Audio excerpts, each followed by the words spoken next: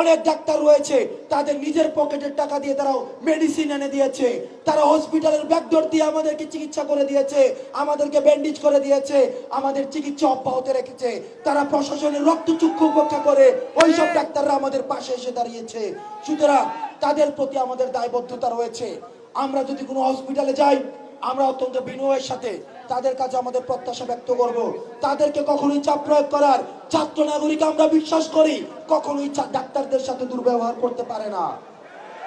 সুতরাং আপনারা ডাক্তারদেরকে পেশাদারি কাজ করার উন্মুক্ত সুযোগ আপনারা দিবেন, যাতে করে ডাক্তাররা কখনোই প্রেশার ফিল না করে।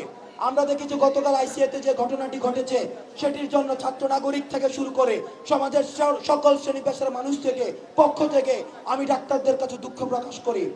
আমরা চেষ্টা করছি প্রত্যেকটি জায়গায় গিয়ে আমরা সচেতনতা বৃদ্ধি করার।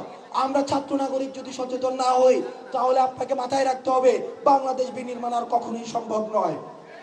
আর ডাক্তার যারা রয়েছেন, আপনাদের কাছেও আমরা বিনয়ের সাথে অনুরোধ করতে চাই, আপনারাও যেসব ডাক্তাররা এতদিন পর্যন্ত ফেসিবাদের দালাল হিসেবে কাজ করেছেন, আমরা আপনাদেরকে বিনয়ের সাথে বলতে চাই, আপনাদের এখনো সময় রয়েছে। আপনারা মানুষের সেবার মুখে চলে আসুন, কোন রাজনৈতিক দলের সেবা আপনাদের প্রয়োজন নেই।